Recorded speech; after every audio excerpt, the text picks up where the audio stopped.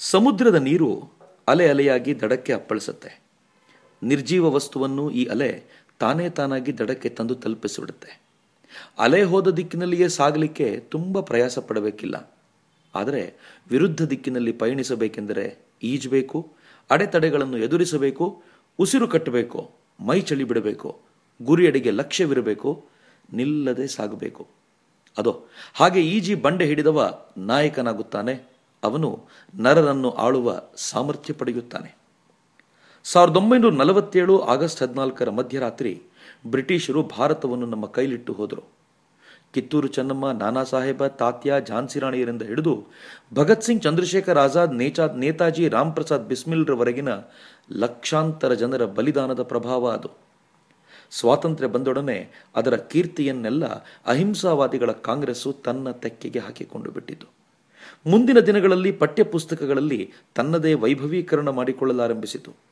ಇದನ್ನು ಅಂದಾಜಿಸಿಯೇ ಗಾಂಧೀಜಿ ಸ್ವಾತಂತ್ರ್ಯ ಬಂದೊಡನೆ ಕಾಂಗ್ರೆಸ್ ಅನ್ನು ವಿಸರ್ಜಿಸೋಣ ಎಂದಿದ್ದರು. ಗಾಂಧಿ ಅನುಯಾಯಿಗಳೇ ಗಾಂಧೀಜಿಯ ಮಾತನ್ನು ಕೇಳಲಿಲ್ಲ. ಗಾಂಧೀಜಿ ಅನುಮಾನ ನಿಜವಾಯಿತು. ಜವಾಹರ್ಲಾಲ್ ನೆಹರು ತಮ್ಮಿಚ್ಛೆಗೆ ಬಂದಂತೆ ಸರ್ಕಾರ ನಡೆಸಲಾರಂಭಿಸಿದರು. ಪಂಚವಾರ್ಷಿಕ ಯೋಜನೆಗಳ ನೆಪದಲ್ಲಿ ಹಗರಣಗಳಾದವು. ನಾಯಕರ ನೈತಿಕ ಅಧಃಪತನವಾಯಿತು. ಸಮರ್ಥ ನಾಯಕರ ಅನೇಕರು ಅನುಮಾನಾಸ್ಪದವಾಗಿ ಸಾವನ್ನಪ್ಪಿದರು. ರಾಜರ ಆಳ್ವಿಕೆಯನ್ನು ಕೊನೆಗೊಳಿಸಿ ದೇಶವನ್ನು ಏಕಗೊಳಿಸಿದವು ನಿಜ. ಆದರೆ ಕಾಂಗ್ರೆಸ್ಸಿನ ಪರಂಪರೆಯ ಆಳ್ವಿಕೆ ಮಾತ್ರ ನಿರಂತರವಾಗಿ ಮುಂದುವರೆದೇ ಇದೆ.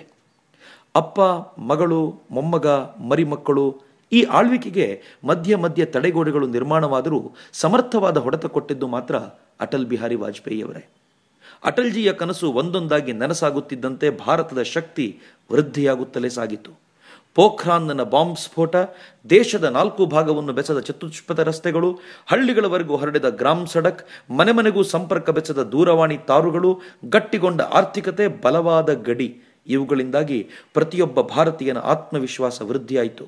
ಭಾರತ ಹೊಳೆಯಲಾರಂಭಿಸಿತು. ಭಾರತದ ದುರ್ದೈವ, ಅಟಲ್ಜಿ ಮತ್ತೊಮ್ಮೆ ಆಯ್ಕೆಯಾಗುವಲ್ಲಿ ಸೋತರು. ಕಾಂಗ್ರೆಸ್ಸು ಅಧಿಕಾರಕ್ಕೆ ಬಂತು. ಮನಮೋಹನ್ ಸಿಂಗರ ನೇತೃತ್ವದ ಸೋನಿಯಾ ಗಾಂಧಿಯವರ ಹಿಡಿತದ ಸರ್ಕಾರ ದೇಶವನ್ನಾಳಲಾರಂಭಿಸಿತು. 10 ವರ್ಷಗಳಲ್ಲಿ ಅಟಲ್ಜಿಯ ಕನಸನ್ನು, ಅವರು ಕಟ್ಟಿದ ಭಾರತವನ್ನು ಕಾಂಗ್ರೆಸ್ಸು ಮಣ್ಣುಗೂಡಿಸಿಬಿಟ್ಟಿತು. 10 ಹಗರಣಗಳು, 100 ಜನರಿಗೆ ಕಿರುಕುಳಗಳು, ಕುಸಿಯುತ್ತಲೇ ಸಾಗಿದ ಆರ್ಥಿಕತೆ, ಏರುತ್ತ ನಡೆದ ಬೆಲೆ ಎಲ್ಲವನ್ನೂ ಸಹಿಸಿಕೊಳ್ಳೋಣವೆಂದರೆ ಪಾಕಿಸ್ತಾನ, ಚೀನಾ ಮತ್ತು ಮಯನ್ಮಾರ್ಗಳಿಂದಲೂ ಆಕ್ರಮಣದ ಬೆದರಿಕೆ, ನಮ್ಮ ಸೈನಿಕರ ನಿರಂತರ ಹತ್ಯೆ. 128 ಕೋಟಿ ಜನರ ಮುಖ್ಯಸ್ಥರಾದ ಪ್ರಧಾನಮಂತ್ರಿಗಳು ಜಗತ್ತಿನ ಜನರೆದುರು ತಲೆ ತಗ್ಗಿಸಿ ನಿಂತಾಗ ಹೊಟ್ಟೆಯೆಲ್ಲ ಧಗನೆ ಉರಿಯುತ್ತದೆ. ನಂದರ ಸಾಮ್ರಾಜ್ಯದಲ್ಲಿ ಅನಾಚಾರ ಮಿತಿಮೀರಿದಾಗ, ಭ್ರಷ್ಟಾಚಾರ ತೀವ್ರವಾದಾಗ ದಿಗ್ಗನೆದ್ದು ಬಂದು ಸಾಮ್ರಾಜ್ಯ ಕಟ್ಟಿದವ ಚಂದ್ರಗುಪ್ತ ಮೌರ್ಯನಲ್ಲವೇನು? ಔರಂಗಜೇಬನ ಮಿತಿಮೀರದ ದೌರ್ಜನ್ಯಕ್ಕೆ ದಕ್ಷಿಣದಲ್ಲಿ ಮಾವಳಿ ಪೋರರ ಪಡೆಕಟ್ಟಿ ಉತ್ತರಿಸಿದವ ಶಿವಾಜಿ ತಾನೆ? ಸುತ್ತಲೂ ನುಂಗಿಬಿಡಲು ಹೊಂಚುತ್ತಿದ್ದವರ ನಡುವೆ ಪ್ರಖರ ಸಾಮ್ರಾಜ್ಯವೊಂದನ್ನು ಕಟ್ಟಿ ನಿಲ್ಲಿಸಿದವ ಕೃಷ್ಣದೇವರಾಯ ಅಲ್ವೇ? ಇತಿಹಾಸವೇ ಸಾಕ್ಷಿ.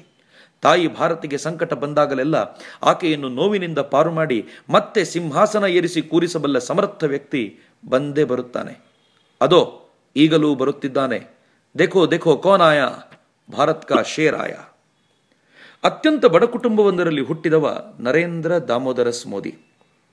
ಬಾಲ್ಯದಲ್ಲಿಯೇ ತಂದೆಯ ಟೀ ಅಂಗಡಿಯಲ್ಲಿ ಸಹಕರಿಸುವುದು ರೂಢಿಯಾಗಿತ್ತು. ಎಣ್ಣೆ ತೆಗೆದು ಮಾರುವ ಗಾಣಿಗರ ವರ್ಗಕ್ಕೆ ಸೇರಿದ್ದ ನರೇಂದ್ರ ಕುಲಕಸುಬನ್ನು ಬಿಟ್ಟಿರಲಿಲ್ಲ. ಪ್ರೌಢ ಶಿಕ್ಷಣ ಮುಗಿಯುತ್ತಿದ್ದಂತೆ ಮನೆ ಬಿಟ್ಟು ಅಹಮದಾಬಾದಿಗೆ ಹೊರಟ. ಸಂಬಂಧಿಕರ ಟೀ ಅಂಗಡಿಯಲ್ಲಿ ಕೆಲಸಕ್ಕೆ ನಿಂತ.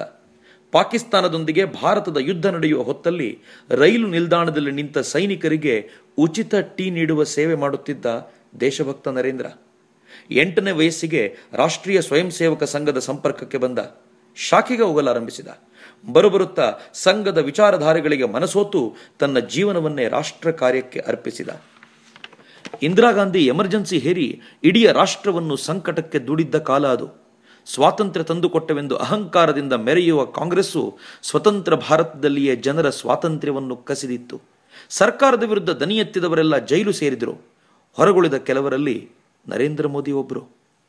ಕರಪತ್ರಗಳನ್ನು ಮುದ್ರಿಸಿ ಗುಪ್ತವಾಗಿ ಎಲ್ಲರಿಗೂ ತಲುಪಿಸುವುದು, ಕಾರ್ಯಕರ್ತರ ಮನೆಗಳಿಗೆ ಧೈರ್ಯ ತುಂಬುವುದು, ಧನ ಸಂಗ್ರಹ, ಅಲ್ಲಲ್ಲಿ ವಿದ್ರೋಹದ ಕ್ರಾಂತಿ ಮೂಡಿಸಿ ಕಣ್ಮರಿಯಾಗಿ ಬಿಡೋದು ಮೋದಿಗೆ ಕರತಲಾಮಲಕ. ಎಮರ್ಜೆನ್ಸಿಯ ನೆಪದಲ್ಲಿ ಕಾಂಗ್ರೆಸ್ಸು ದೇಶಕ್ಕೆ ಮಾಡಿದ ಮೋಸ ಮೋದಿಯ ಪಾಲಿಗೆ ಮಾಗದ ಗಾಯವಾಯಿತು. ಈ ನೋವಿನಿಂದಾಗಿಯೇ ರಾಜಕೀಯಕ್ಕೆ ಹತ್ತಿರ ಬಂದದ್ದು ಮೋದಿ. ಯೌವನ ಕಾಲದಲ್ಲಿ ಸಂಘಟನಾ ಕೌಶಲವನ್ನು, ಭಾಷಣ ಚತುರತೆಯನ್ನು ರೂಢಿಸಿಕೊಂಡ ಮೋದಿ 1987ರ ವೇಳೆಗೆ ಬಿಜೆಪಿಗೆ ಅಧಿಕೃತವಾಗಿ ಸೇರಿಕೊಂಡರು. ಕೆಲವೇ ದಿನಗಳಲ್ಲಿ ಹಿಂದೂಗಳ ಕೂಗನ್ನು ನಿರ್ಲಕ್ಷಿಸುವ ಕಾಂಗ್ರೆಸ್ಸಿನ ಢೋಂಗಿ ಜಾತ್ಯತೀತವಾದದ ವಿರುದ್ಧ ಅವರು ನಡೆಸಿದ ನ್ಯಾಯಯಾತ್ರೆ ಹಿಂದೂಗಳನ್ನು ಒಗ್ಗೂಡಿಸುವಲ್ಲಿ ಸಫಲವಾಯಿತು. 2 ವರ್ಷದಲ್ಲಿ ಹೆಂಡದ ಮಾಫಿಯಾದ ವಿರುದ್ಧ ದನಿಯಾಗಿ ಅವರು ರೂಪಿಸಿದ ಲೋಕಶಕ್ತಿ ಯಾತ್ರೆ ಯಶಸ್ಸು ಕಂಡಿತು. ಆಗಲೇ ಮತ್ತೊಂದು ಜವಾಬ್ದಾರಿ ಹೆಗಲೇರಿದ್ದು ರಾಮ ರಥಯಾತ್ರೆ. ಗುಜರಾತಿನ ಸೋಮನಾಥದಿಂದ ಶುರುವಾದ ಯಾತ್ರೆ ಅಯೋಧ್ಯೆ ಸೇರಬೇಕಿತ್ತು. ಸೋಮನಾಥ ಮತ್ತೆ ಮತ್ತೆ ವಿದೇಶಿಗರ ದಾಳಿಗೊಳಗಾಗಿ ನಾಶಗೊಂಡ ಮಂದಿರ. ಹಿಂದೂಗಳು ಅದನ್ನು ಮತ್ತೆ ಮತ್ತೆ ನಿರ್ಮಿಸಿ ಶಕ್ತಿ ಪ್ರದರ್ಶನ ಮಾಡಿದ್ದರು. ಸ್ವಾತಂತ್ರ್ಯ ಬಂದ ಮೇಲೆ ಮತ್ತೆ ಸೋಮನಾಥ ಮಂದಿರವನ್ನು ನಿರ್ಮಿಸಬೇಕೆಂಬ ಪಟೇಲರ ಆಶ್ರಯಕ್ಕೆ ಜವಾಹರ್ಲಾಲ್ ನೆಹರು ಕೊಳ್ಳಿ ಇಟ್ಟರು. ಪಟೇಲರು ಬಿಡದೆ ಹಠ ಹೂಡಿ ಶಕ್ತಿಯ ಪ್ರತೀಕವಾಗಿ ಮಂದಿರ ಕಟ್ಟಿ ಹಿಂದೂ ಸಮಾಜದ ಆಂತರ್ಯ ಬಡಿದೆಬ್ಬಿಸಿದರು. ಈಗ ಮತ್ತೆ ರಾಮ ಮಂದಿರ ನಿರ್ಮಾಣಕ್ಕೆ ತಯಾರಿ ಆರಂಭವಾಗಿತ್ತು. ಅದಕ್ಕಾಗಿ ಅಡ್ವಾಣಿಯವರು ಸೋಮನಾಥದಿಂದಲೇ ರಥಯಾತ್ರೆ ಆರಂಭಿಸುವವರಿದ್ದರು. ಈ ಯಾತ್ರೆಯ ಗುಜರಾತಿನ ಉಸ್ತುವಾರಿ ನರೇಂದ್ರ ಮೋದಿಯವರದ್ದು. ರಥಯಾತ್ರೆಯಿಂದ ಮಲಗಿದ್ದ ಹಿಂದೂ ಜಾಗೃತನಾದ, ಮೈಮುರಿದು ಎದ್ದ, ಶತಶತಮಾನಗಳ ಕಳಂಕ ತೊಳೆಯಲು ಸಜ್ಜಾದ. ಈ ಯಾತ್ರೆಯ ಶ್ರೇಯದ ಬಹುಪಾಲು ಮೋದಿಗೆ ಸೇರಿತು. ಅವರ ವ್ಯಕ್ತಿತ್ವದ ಪ್ರಭೆ ಹಬ್ಬಿತು. ಮುಂದೆ ಕಾಶ್ಮೀರದತ್ತ ಹೊರಟ ಮುರಳಿ ಮನೋಹರ್ ಜೋಶಿಯವರ ಯಾತ್ರೆಯನ್ನು ನಿಭಾಯಿಸುವ ಹೊಣೆ ಹೊತ್ತ ಮೋದಿ ಊರೂರಲ್ಲಿ ಭಾಷಣ ಮಾಡುತ್ತಾ ಕೊನೆಗೆ ಕಾಶ್ಮೀರದ ಲಾಲ್ ಚೌಕ್ನಲ್ಲಿ ತ್ರಿವರ್ಣ ಧ್ವಜ ಹಾರಿಸಿ ಈ ದೇಶದ ಹಿರಿಮೆಯನ್ನು ಎತ್ತಿ ಹಿಡಿದರು. ಅಮ್ಮನ ಹಾಲು ಕುಡಿದಿದ್ದರೆ ಧ್ವಜ ಹಾರಿಸರೆಂದು ಸವಾಲೆಸೆದಿದ್ದ ಭಯೋತ್ಪಾದಕರಿಗೆ ನರೇಂದ್ರ ಮೋದಿ ಸಮರ್ಥ ಉತ್ತರ ಕೊಟ್ಟಿದ್ದರು. ಅಮ್ಮನ ಹಾಲು ಕುಡಿದಿದ್ದೇನೆ, ಸಿಂಹದ ಹಾಲು ಕುಡಿದಿದ್ದೇನೆ ಎಂಬ ಸಂದೇಶ ರವಾನಿಸಿದ್ದರು. ನರೇಂದ್ರ ಮೋದಿ ಗುಜರಾತಿನಿಂದ ಬಿಜೆಪಿಯ ರಾಷ್ಟ್ರ ಮಟ್ಟಕ್ಕೇರಿದರು. ರಾಜ್ಯಗಳ ಚುನಾವಣೆಯ ಜವಾಬ್ದಾರಿ ಹೊತ್ತರು. ಕೈಯಿಟ್ಟಲ್ಲೆಲ್ಲ ಗೆಲುವು ತಂದರು. ಕೊಟ್ಟ ಕೆಲಸವನ್ನು ಗೌರವಕ್ಕೆ ಚ್ಯುತಿ ಇಲ್ಲದಂತೆ ಮಾಡಿದರು. ಆಗಲೇ ಗುಜರಾತಿನ ಬಿಜೆಪಿ ಸರ್ಕಾರದ ಮೇಲೆ ಆರೋಪಗಳು ಬರಲಾರಂಭಿಸಿತು. ಕಚ್ನ ಭೂಕಂಪದಿಂದ ನಲುಗಿದ್ದ ಜನರಿಗೆ ಗುಜರಾತ್ನ ಸರ್ಕಾರದ ಭ್ರಷ್ಟಾಚಾರ ಸಹಿಸಲಾಗಲಿಲ್ಲ. ವಿಧಿ ನರೇಂದ್ರ ಮೋದಿಯನ್ನು ಕೂಗಿ ಕರೆಯಿತು. ನೋಡುತ್ತಲೇ ನರೇಂದ್ರ ಮೋದಿ ಗುಜರಾತಿನ ಮುಖ್ಯಮಂತ್ರಿಯಾಗಿ ಪ್ರಮಾಣ ವಚನ ಸ್ವೀಕರಿಸಿದರು. ಆಗಲೇ ನಡೆದದು ದುರಂತ. ಅಯೋಧ್ಯೆಯಿಂದ ಮರಳುತ್ತಿದ್ದ ಕರಸೇವಕರ ರೈಲು ತಡೆದು ಗೋಧ್ರಾದಲ್ಲಿ ಬೆಂಕಿ ಹಚ್ಚಲಾಯಿತು. ರೈಲು ಬೋಗಿಗಳ ಬಾಗಿಲುಗಳಿಗೆ ಹೊರಗಿನಿಂದ ಚಿಲಕ ಹಾಕಿ ಪೆಟ್ರೋಲು ಸುರಿದು ಬೆಂಕಿ ಹಚ್ಚಲಾಗಿತ್ತು. ಹೊರ ಬರಲೆಣಿಸಿದವರನ್ನು ಕಲ್ಲಿನಿಂದ ಹೊಡೆಯಲಾಯಿತು. ಗಂಡಸರು ಹೆಂಗಸರು ಬಿಡಿ ಪುಟ್ಟ ಪುಟ್ಟ ಮಕ್ಕಳು ಸುಟ್ಟು ಕರಕಲಾದರು. ಇಡೀ ಗುಜರಾತು ಪ್ರತಿಕ್ರಿಯೆಯಿಂದ ನಲುಗಿ ಹೋಯಿತು. ಆಗ ತಾನೇ ಅಧಿಕಾರಕ್ಕೆ ಬಂದಿದ್ದ ಮೋದಿ ಪಕ್ಕದ ಮಧ್ಯಪ್ರದೇಶ, ರಾಜಸ್ಥಾನಗಳಿಂದ ಸಹಾಯ ಕೇಳಿದರು. ಅಲ್ಲಿನ ಕಾಂಗ್ರೆಸ್ ಸರ್ಕಾರಗಳು ನಿರಾಕರಿಸಿಬಿಟ್ಟವು. ಮೋದಿ ಗಟ್ಟಿ ಮನಸ್ಸು ಮಾಡಿದರು. 3 ದಿನದಲ್ಲಿ ದಂಗೆಯನ್ನು ತಹಬಂದಿಗೆ ತಂದರು. ಮಾಧ್ಯಮಗಳು ತಿರುಗಿ ಬಿದ್ದವು. ಮೋದಿ ತಲೆ ಕೆಡಿಸಿಕೊಳ್ಳಲಿಲ್ಲ. ತಮ್ಮ ನಿರ್ದಿಷ್ಟ ಸೂತ್ರ ಹಿಡಿದು ಗುಜರಾತಿನ ಅಭಿವೃದ್ಧಿಯತ್ತ ಗಮನ ಕೊಟ್ಟರು. ಕೆಲವೇ ತಿಂಗಳಲ್ಲಿ ಚುನಾವಣೆ ನಡೆದು ಪತ್ರಿಕೆಗಳ ಭವಿಷ್ಯವನ್ನು ಸುಳ್ಳು ಮಾಡಿ ಮೋದಿ ಗುಜರಾತ್ನಲ್ಲಿ ಜಯಭೇರಿ ಬಾರಿಸಿ ಜನರಿಂದ ಆಯ್ಕೆಯಾದ ಅಧಿಕೃತ ಮುಖ್ಯಮಂತ್ರಿಯಾದರು.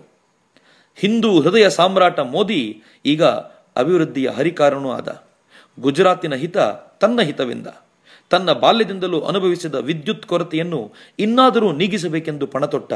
3 ವರ್ಷಗಳಲ್ಲಿ 18,066 ಹಳ್ಳಿಗಳಲ್ಲಿ 18,031 ಹಳ್ಳಿಗಳಿಗೆ ವಿದ್ಯುತ್ ಸಂಪರ್ಕ ಒದಗಿಸಲಾಯಿತು. 4,615 ಟ್ರಾನ್ಸ್ಫಾರ್ಮರ್ ಸ್ಥಾಪಿಸಿ 78,453 ಕಿಲೋಮೀಟರ್ನಷ್ಟು ವಿದ್ಯುತ್ ತಂತಿ ಎಳೆಯಲಾಯಿತು. ಗುಜರಾತ್ನಲ್ಲಿ ಇಂದು ಲೋಡ್ ಶೆಡ್ಡಿಂಗ್ ಇಲ್ಲ, ಪವರ್ ಕಟ್ ಅನ್ನೋ ಪದ ಕೇಳೋದಿಲ್ಲ. ಮೋದಿ ಮುಖ್ಯಮಂತ್ರಿಯಾಗುವುದಕ್ಕೆ ಮುಂಚೆ ನಷ್ಟದಲ್ಲಿದ್ದ ವಿದ್ಯುತ್ ಮಂಡಳಿ 5 ವರ್ಷಗಳಲ್ಲಿ ಲಾಭದತ್ತ ನಡೆಯಿತು. ಇಂದು ಗುಜರಾತ್ನಲ್ಲಿ ಯಾರ ಮನೆಯಲ್ಲೂ ಸ್ಟೆಬಿಲೈಸರ್ ಇಲ್ಲ, UPS ಜನರೇಟರ್ಗಳು ಇಲ್ಲ. ವಿದ್ಯುತ್ ಕೊರತೆಯಿಂದ ಬಳಲುತ್ತಿದ್ದ ಗುಜರಾತ್ ಮೋದಿಯವರ ದೂರದೃಷ್ಟಿಯಿಂದಾಗಿ 16 ರಾಜ್ಯಗಳಿಗೆ ವಿದ್ಯುತ್ ಪೂರೈಸುವಷ್ಟರ ಮಟ್ಟಿಗೆ ಹೆಚ್ಚುವರಿ ವಿದ್ಯುತ್ತನ್ನು ಇಂದು ಉತ್ಪಾದಿಸುತ್ತಿದೆ. 2012ರ ಜುಲೈ 30ರಂದು ರಾಷ್ಟ್ರೀಯ ವಿದ್ಯುತ್ ಜಾಲ ವಿಫಲವಾದಾಗ ದೆಹಲಿಯೂ ಸೇರಿದಂತೆ ದೇಶದ 19 ರಾಜ್ಯಗಳು ಕತ್ತಲಲ್ಲಿದ್ದವು. ಗುಜರಾತ್ ಮಾತ್ರ ಪ್ರಜ್ವಲಿಸುತ್ತಿತ್ತು. ಮೋದಿಯ ಪ್ರಭೆಯದು. ರೈತರ ಬಗ್ಗೆ ಮೊಸಳೆ ಕಣ್ಣೀರು ಸುರಿಸುವ ನಾಯಕರ ಮಧ್ಯೆ ಮೋದಿ ವಿಭಿನ್ನ. ಕಳೆದ 10 ವರ್ಷಗಳಲ್ಲಿ 1 ಲಕ್ಷಕ್ಕೂ ಮಿಕ್ಕಿ ಚೆಕ್ ಡ್ಯಾಂ, ಸಾವಿರಾರು ಕೆರೆ ಕಟ್ಟಿ ಕಲ್ಯಾಣಿ ಕೊಳಗಳ ಹೂಳು ತೆಗೆದು ರೈತರಿಗೆ ಭರಪೂರ ನೀರು ಸಿಗುವಂತೆ ಮಾಡಲಾಗಿದೆ. ನದಿಯ ಹೆಚ್ಚುವರಿ ನೀರನ್ನು ಬಂಜರೆಂದು ಕರೆಯಲ್ಪಟ್ಟಿದ್ದ 7 ಜಿಲ್ಲೆಗಳತ್ತ ಹರಿಸಿ ಫಲವತ್ತಾಗಿಸಲಾಗಿದೆ. ಕೃಷಿ ವಿಶ್ವವಿದ್ಯಾಲಯಗಳನ್ನು ರೈತರೊಂದಿಗೆ ಬೆಸೆದು ಅತ್ಯಾಧುನಿಕವಾದ ವೈಜ್ಞಾನಿಕ ಪದ್ಧತಿಯನ್ನು ಅಳವಡಿಸುವಂತೆ ಪ್ರೇರಣೆ ನೀಡಿರುವುದರಿಂದ ಗುಜರಾತಿನ ಕೃಷಿಕ ಇಂದು ಶ್ರೀಮಂತ. ಗುಜರಾತ್ನಲ್ಲೀಗ ಜನ ಹಳ್ಳಿಯಿಂದ ಪಟ್ಟಣಕ್ಕೆ ಬರುತ್ತಿಲ್ಲ, ಪಟ್ಟಣಗಳಿಂದ ಹಳ್ಳಿಗಳಿಗೆ ಕೃಷಿಕರಾಗಿ ಮರಳುತ್ತಿದ್ದಾರೆ. ಭಾರತದ ಕೃಷಿ ಬೆಳವಣಿಗೆ ದರ 3.5 ಇದ್ದರೆ ಗುಜರಾತ್ನ ಕೃಷಿ ರಂಗ 9.6ರಷ್ಟು ಬೆಳವಣಿಗೆ ದಾಖಲಿಸಿದೆ. ದೇಶದ ಒಟ್ಟು ಹತ್ತಿಯಲ್ಲಿ 35% ಗುಜರಾತಿನದ್ದೇ. ಮೋದಿಯವರ ದೂರದೃಷ್ಟಿಯಿಂದಾಗಿ ಗುಜರಾತಿನ ಹತ್ತಿ ಇಂದು ಚೀನಾಕ್ಕೆ ರಫ್ತಾಗುತ್ತಿದೆ. ಗುಜರಾತಿನ ರೈತ ಈಗ ಗೋಳು ಹೇಳಿಕೊಳ್ಳುವ ರೈತನಲ್ಲ, ಎದೆಯೆತ್ತಿ ನಿಂತ ಸ್ವಾಭಿಮಾನಿ.